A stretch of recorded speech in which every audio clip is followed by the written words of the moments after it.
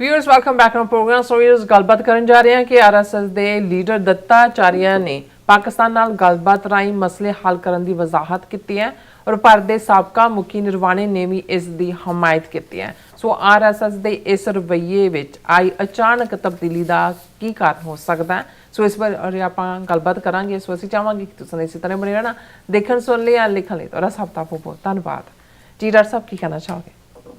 ਦੇਖੋ, ਬਹੁਤ ਕੁਝ ਜਦੋਂ ਇਹ ਅਖਾਣ ਅਕਸਰ ਦੁਹਰਾਇਆ ਜਾਂਦਾ ਹੈ ਕਿ ਹਾਥੀ ਦੇ ਦੰਦ ਖਾਣ ਦੇ ਹੋਰ ਤੇ ਦਿਖਾਣ ਦੇ ਹੋਰ, ਉਸ 'ਚ ਸ਼ਾਇਦ ਬਹੁਤ ਸਾਰਿਆਂ ਨੂੰ ਇਹ ਪਤਾ ਹੋਏ ਵੀ ਜਿਹੜੇ ਸਾਨੂੰ ਨਜ਼ਰ ਆਉਂਦੇ ਨੇ ਜਾਂ ਜਿਹੜਾ ਜਿਸ ਨੂੰ ਹਾਥੀ ਦੰਦ ਦਾ ਕੰਮ ਕਹਿੰਦੇ ਨੇ, ਬਹੁਤ ਸਾਰੀ ਜਿਹੜੀ ਆਈਵਰੀ ਬਣਦੀ ਹੈ ਉਹ ਉਹਦੇ ਬਾਹਰ ਨਜ਼ਰ ਆ ਰਹੇ ਜਿਹੜੇ ਉਹ ਦੋ ਵੱਡੇ ਵੱਡੇ ਦੰਦ ਹੁੰਦੇ ਨੇ, ਉਹ ਇਨਫੈਕਟ ਕਿਉਂਕਿ ਹਾਥੀ ਕਾਫੀ ਹੱਦ ਤੱਕ ਵੈਜੀਟੇਰੀਅਨ ਹੀ ਹੈ, ਉਹਦੇ ਬਹੁਤ ਮਜ਼ਬੂਤ ਦੰਦ ਹੁੰਦੇ ਨੇ। ਉਹ ਬਹੁਤ ਵਾਰੀ ਦਰਖਤਾਂ ਨੂੰ ਉਖਾੜਨ ਜਾਂ ਥੱਲੇ ਸੁੱਟ ਕੇ ਫਿਰ ਉਸ ਦੀ ਫੂਡ ਦੇ ਲਈ ਹੁੰਦੇ, ਪਰ ਜਿਹੜੇ ਉਹ ਚੂ ਕਰਦਾ ਜਾਂ ਦੂਜਾ ਉਹਦੀ ਜਿਹੜੀ ਬਤੀਸੀ ਹੈ ਉਹ ਦੰਦ ਦੇ ਅੰਦਰ ਹੁੰਦੇ ਨੇ।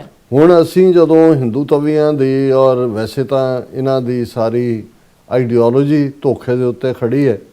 ਇਜ਼ਰਾਈਲ ਜਾਂ ਮੋਸਾਦ ਨੇ ਤਾਂ ਹੁਣ ਤੋਂ 80 ਸਾਲ ਪਹਿਲਾਂ ਆਪਣਾ ਇਹ ਨਿਸ਼ਾਨਾ ਬਣਾਇਆ ਹੋਏਗਾ ਕਿ ਬਾਈ ਦਾ way of deception we win ਦਾ ਵਾਰ, ਕਿ ਬਈ ਧੋਖੇ ਨਾਲ ਅਸੀਂ ਜਿੱਤਦੇ ਹਾਂ। ਇਹਨਾਂ ਦੀ ਤਾਂ ਸਾਰੀ ਆਈਡੀਓਲੋਜੀ ਜਿਹੜੀ 3500 ਸਾਲ ਪਿੱਛੇ ਰਿਗਵੇਦ ਦੇ ਟਾਈਮ ਤੋਂ ਜਾਂਦੀ ਹੈ ਔਰ ਉਸ ਨੂੰ ਆਮ ਫੋਕਲੋਰ ਨੇ ਬੜੀ ਚੰਗੀ ਤਰ੍ਹਾਂ ਸਮਝਿਆ ਜਦੋਂ ਉਹਨਾਂ ਨੇ ਕਿਹਾ ਕਿ ਮੂੰਹ ਮੇ ਰਾਮ ਰਾਮ ਬਗਲ ਮੇ ਛੁਰੀ। ਇਹ ਹੁਣ ਆਪਣੇ ਆਪ ਦੇ ਵਿੱਚ ਹੀ ਜਿਹੜੀ ਹੈ ਉਹ ਸਾਨੂੰ ਦੱਸਦੀ, ਔਰ ਸਾਡੇ ਗੁਰੂ ਸਾਹਿਬ ਨੇ ਵੀ ਸਾਨੂੰ ਇਹ ਗੱਲ ਸਮਝਾਈ ਕਿ ਭਾਈ ਜਿਹੜੀ ਆਸਾ ਦੀ ਵਾਰ 'ਚ ਅਸੀਂ ਪੜ੍ਹਦੇ ਹਾਂ, ਮੱਥਾ ਟਿੱਕਾ ਤੇੜ ਧੋਤੀ ਕਾ ਖਾਈ ਹੱਥ ਛੁਰੀ ਜਗਤ ਕਸਾਈ। ਸੋ ਇਹ ਡਿਸੈਪਸ਼ਨ ਵੀ ਔਰ ਬਗਲ ਮੇ ਛੁਰੀ ਔਰ ਮੂੰਹ ਮੇ ਰਾਮ ਰਾਮ। ਹੁਣ ਇੱਕ ਪਾਸੇ ਸੋ ਕਾਲਡ ਆਪਰੇਸ਼ਨ ਸੰਦੂਰ ਦਾ ਇੱਕ ਵਾਰਾ ਪੂਰਾ ਹੋਣ ਤੇ ਤੁਸੀਂ ਦੇਖੋਗੇ ਕਿ ਰਾਜਨਾਥ ਸਿੰਘ ਨੇ ਕੀ ਕਿਹਾ, ਮੋਦੀ ਨੇ ਕੀ ਕਿਹਾ, ਉਹਨਾਂ ਦਾ ਜਿਹੜਾ ਨਵਾਂ ਫੌਜੀ ਜਰਨੈਲ ਬਣਾਇਆ ਉਹਨੇ ਕੀ ਕਿਹਾ, ਲੋਕਾਂ ਜਿਹਨੂੰ ਐਜ਼ ਏ ਵਿਕਟਰੀ ਪ੍ਰੈਜ਼ੈਂਟ ਕੀਤਾ ਗਿਆ ਇਹ ਵੀ ਧਮਕੀ ਦਿੱਤੀ ਗਈ ਕਿ ਆਪਰੇਸ਼ਨ ਸੰਦੂਰ ਅਸੀਂ ਅਜੇ ਖ਼ਤਮ ਨਹੀਂ ਕੀਤਾ, ਅਜੇ ਤਾਂ ਪੌਜ਼ ਕੀਤਾ, ਅਸੀਂ ਤਾਂ ਮਲੀਆ ਮਿਟ ਕਰ ਦਿਆਂਗੇ। ਪਹਿਲੀ ਸਟੇਜ ਦੇ ਉੱਤੇ ਵੀ ਜੋ ਬਿਆਨਬਾਜ਼ੀਆਂ ਕੀਤੀਆਂ ਗਈਆਂ, ਪਰ ਹੁਣ ਸੱਚ ਜਿਹੜਾ ਹੈ ਉਹ ਵੀ ਕਿਤੇ ਨਾ ਕਿਤੇ ਨਿਕਲਦਾ, ਪਰ ਨਾਲ ਦੀ ਨਾਲ ਇਹਨਾਂ ਦਾ ਡਿਸੈਪਸ਼ਨ ਦਾ ਵੀ ਇਹ ਤਰੀਕਾ ਹੁੰਦਾ ਹੈ। ਔਰ ਜਿਵੇਂ ਇੱਕ ਸੱਜਣ ਜਿਹੜੇ ਇਹਨਾਂ ਦੇ ਹੀ ਕਾਫੀ ਕਰੀਬੀ ਰਹੇ, ਅੱਜ ਕੱਲ੍ਹ ਇਹਨਾਂ ਤੋਂ ਐਨੋਇਡ ਨੇ, RSS ਦਾ ਆਈਡੀਆਲੋਗ ਹੈ, ਉਹ ਇਹ ਕਹਿੰਦਾ ਹੈ ਕਿ ਵੀ ਇਹ ਜਿੰਨਾ ਮਰਜ਼ੀ ਕਮਿਊਨਿਜ਼ਮ, ਹੁਣ ਭਾਰਤ ਦੇ ਵਿੱਚ ਕਮਿਊਨਿਸਟਾਂ ਦੇ ਖਿਲਾਫ ਉਹਨਾਂ ਨੂੰ ਮਾਓਵਾਦੀ ਤੇ ਦੂਜੀ ਕਹਿ ਕੇ ਉਹਨਾਂ ਦਾ ਸਫਾਇਆ ਕਰਨ ਦੀ ਗੱਲ ਕਰਦੇ ਨੇ, ਪਰ ਉਹ ਕਹਿੰਦਾ ਵੀ ਇਹਨਾਂ ਨੂੰ ਚੀਨ ਦਾ ਜਿਹੜਾ ਪੋਲੀਟੀਕਲ ਸਿਸਟਮ ਆ ਬਹੁਤ ਪਸੰਦ ਆ RSS ਨੂੰ। ਇਹੀ ਕਾਰਨ ਹੈ ਕਿ ਮੋਦੀ ਈਵਨ ਗੁਜਰਾਤ ਦਾ ਚੀਫ ਮਿਨਿਸਟਰ ਹੁੰਦਿਆਂ ਜਿੱਥੇ ਆਇਸ਼ੀ ਲਈ ਵੀ ਜਾਂਦਾ ਸੀ ਵੀ 10 ਵਾਰ ਇਹ ਚਾਈਨਾ ਗਿਆ। ਚਾਈਨਾ ਦਾ ਪੋਲੀਟੀਕਲ ਸਿਸਟਮ ਕੀ ਹੈ? ਵਨ ਪਾਰਟੀ ਸਿਸਟਮ, ਕਿ ਬਈ ਕੋਈ ਹੋਰ ਆਪੋਜੀਸ਼ਨ ਹੋਏ ਹੀ ਨਾ, ਜੋ ਫੈਸਲਾ ਹੋਏ, ਔਰ ਉਹੀ ਉਹਨਾਂ ਦੀ ਜਿਹੜੀ ਕਮਿਊਨਿਸਟ ਪਾਰਟੀ ਹੈ ਚਾਈਨਾ ਦੀ, ਫੌਜ ਵੀ ਉਹਨਾਂ ਦੀ ਹੈ, liberation army, political decision making ਵੀ ਉਹਨਾਂ ਦੀ ਹੈ।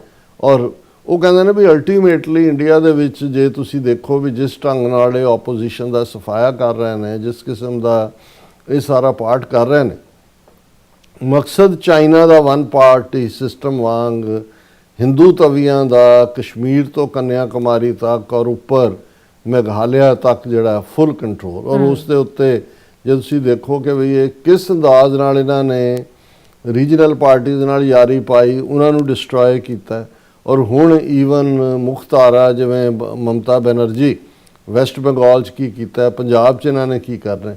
ਲੇਕਿਨ ਦੂਸਰੇ ਪਾਸੇ ਜਿਹੜਾ ਉਹਨਾਂ ਦਾ ਪਾਕਿਸਤਾਨ ਦੇ ਨਾਲ ਜਿਹੜੀ ਰੀਅਲ ਹਕੀਕਤ ਦੇ ਵਿੱਚ ਸੋ ਕਾਲਡ ਆਪਰੇਸ਼ਨ ਸੰਦੂਰ ਦੌਰਾਨ ਵਾਪਰਿਆ, ਚਾਈਨਾ ਦੇ ਨਾਲ ਗਲਵਾਨ ਵੈਲੀ 'ਚ ਜੂਨ 2020 ਜੋ ਵਾਪਰਿਆ, RSS ਦਾ ਜਿਹੜਾ ਨਾਗਪੁਰ 'ਚ ਬੈਠੇ ਇਹਨਾਂ ਦੇ ਹਾਇਰ ਅਪ ਨੇ, ਜਿਨ੍ਹਾਂ ਦੇ ਵਿੱਚ ਸਾਬਕਾ ਜਨਰਲ ਇੰਟੈਲੀਜੈਂਸ ਨਾਲ ਸੰਬੰਧਿਤ ਲੋਕ, ਬੜੇ ਬੜੇ ਬਿਊਰੋਕਰੈਟ ਨੇ, ਉਹ ਇਹ ਸਮਝਦੇ ਨੇ ਵੀ ਜੇ ਇੰਡੀਆ ਨੇ ਕੋਈ ਰੋਲ ਅਦਾ ਕਰਨਾ ਗਲੋਬਲ ਪੋਲਿਟਿਕਸ ਦੇ ਵਿੱਚ ਤੇ ਚੀਨ ਔਰ ਪਾਕਿਸਤਾਨ ਦੋਨਾਂ ਦੇ ਨਾਲ ਸੰਬੰਧ ਨਾਰਮਲ ਕਰਨੇ ਹੋਣਗੇ।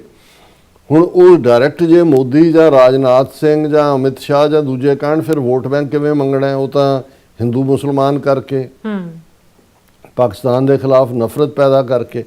ਹੁਣ ਆਰਐਸਐਸ ਦਾ ਇੱਕ ਵੱਡਾ ਆਈਡੀਆਲੋਗ ਹੈ ਔਰ ਦੱਤਾਤਰੇਆ ਹੌਜ਼ਾਬੇਲ ਹੁਣ ਇਹ ਪਿਛਲੇ ਦਿਨਾਂ 'ਚ ਅਮਰੀਕਨ ਇੱਕ ਥਿੰਕ ਟੈਂਕ ਦੇ ਸੱਦੇ ਤੇ ਅਮਰੀਕਾ 'ਚ ਵੀ ਆਇਆ ਸੀ।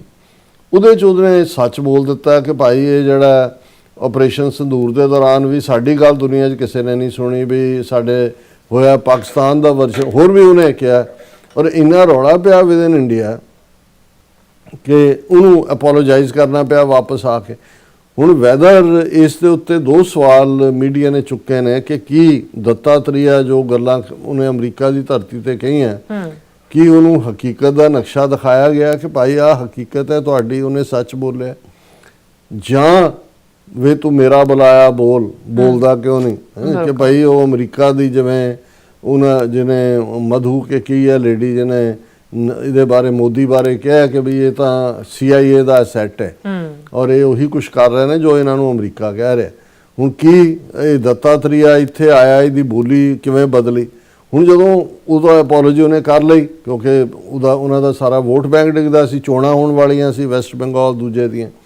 ਹੁਣ ਉਹਨੇ ਜਿਹੜਾ ਆਰਐਸਐਸ ਦਾ ਇਹ ਆਈਡੀਆਲੋਗ ਹੈ ਔਰ ਵੱਡਾ ਲੀਡਰ ਹੈ ਦੱਤਾਤਰੇਆ, ਇਹਨੇ ਭਾਰਤ ਦੀ ਮੇਨ ਨਿਊਜ਼ ਏਜੰਸੀ ਨੂੰ ਜਿਹੜਾ ਉਹ ਇੱਕ ਇੰਟਰਵਿਊ ਦਿੱਤਾ ਹੈ PTI ਨੂੰ ਔਰ ਉਸ ਦੇ ਵਿੱਚ ਉਹਨੇ ਖੁੱਲ੍ਹ ਕੇ ਜਿਹੜੀ ਇਹ ਗੱਲ ਕਹੀ, ਉਹਨੇ ਕਿਹਾ ਵੀ ਠੀਕ ਹੈ ਜਿਹੜੀ ਹੈ ਪਾਕਿਸਤਾਨ ਨੇ ਦੀ ਪੋਲੀਟੀਕਲ ਤੇ ਮਿਲਟਰੀ ਲੀਡਰਸ਼ਿਪ ਨੇ ਰਿਪੀਟਡਲੀ ਟੈਰਰ ਅਟੈਕ ਇੰਡੀਆ ਤੇ ਕੀਤੇ ਨੇ, ਜਿਹੜਾ 26/11 ਵਾਲਾ ਵੀ ਕੀਤਾ, ਪੁਲਵਾਮਾ ਵੀ ਕੀਤਾ, ਪਹਿਲਗਾਮ ਵੀ ਕੀਤਾ ਔਰ ਇਹਦੇ 'ਚ ਕੋਈ ਸ਼ੱਕ ਨਹੀਂ ਹੈ ਕਿ ਇੰਡੀਆ ਦੀ ਸਿਕਿਉਰਿਟੀ ਔਰ ਸੈਲਫ ਰਿਸਪੈਕਟ ਕਾਇਮ ਰਹਿਣਾ ਚਾਹੀਦਾ।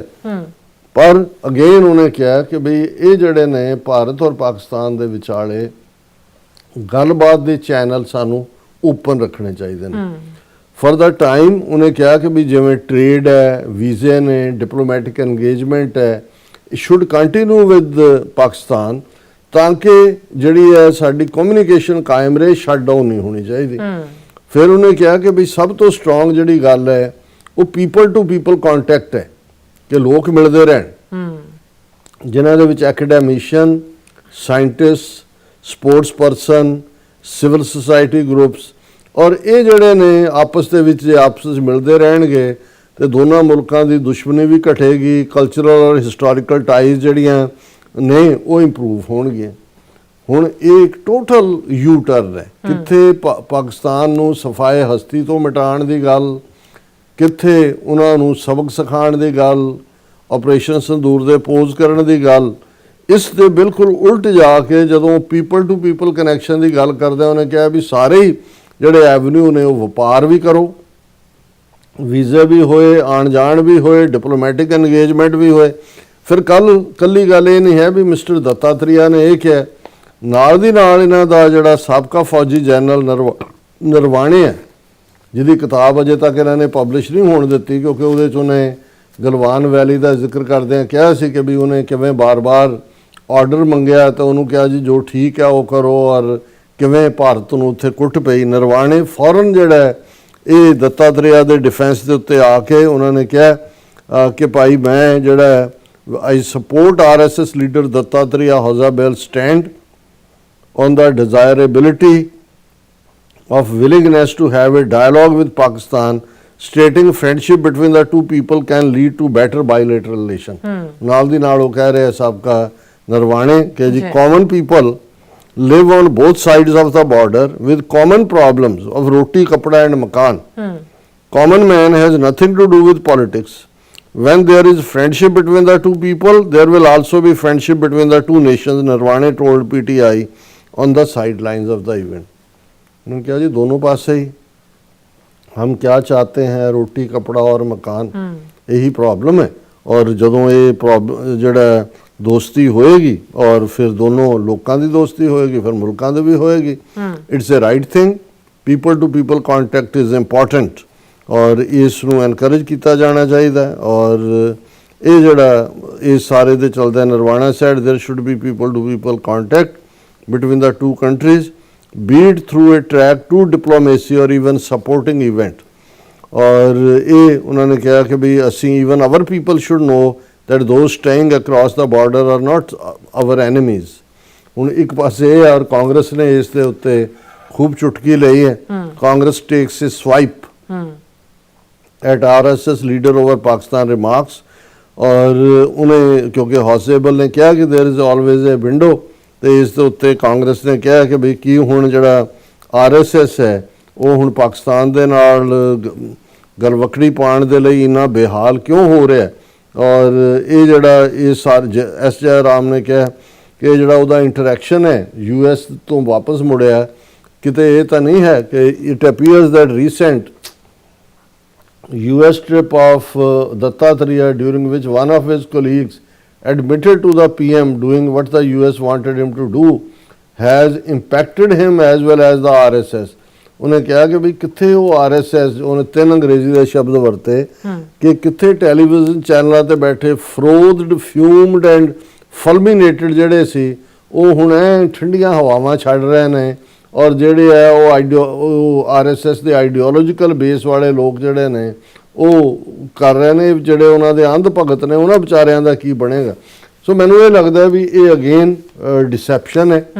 ਔਰ ਕਿਤੇ ਨਾ ਕਿਤੇ ਇਹਨਾਂ ਨੂੰ ਇਹ ਨਜ਼ਰ ਆ ਰਿਹਾ ਕਿ ਭਾਈ ਹੁਣ ਲੋਕਾਂ 'ਚ ਤਾਂ ਤੁਸੀਂ ਜਿਹੜਾ ਉਹ ਐਗਰੈਸ਼ਨ ਲੈਵਲ ਇੰਨਾ ਖੜਾ ਕੀਤਾ ਹੋਇਆ ਕਿ ਜੀ ਪਾਜ਼ ਦਿੱਤਾ, ਅਸੀਂ ਦੂਜਾ ਫੇਜ਼ ਸ਼ੁਰੂ ਹੋਏਗਾ, ਮਿਟਾ ਦੇਵਾਂਗੇ ਦੂਜੇ.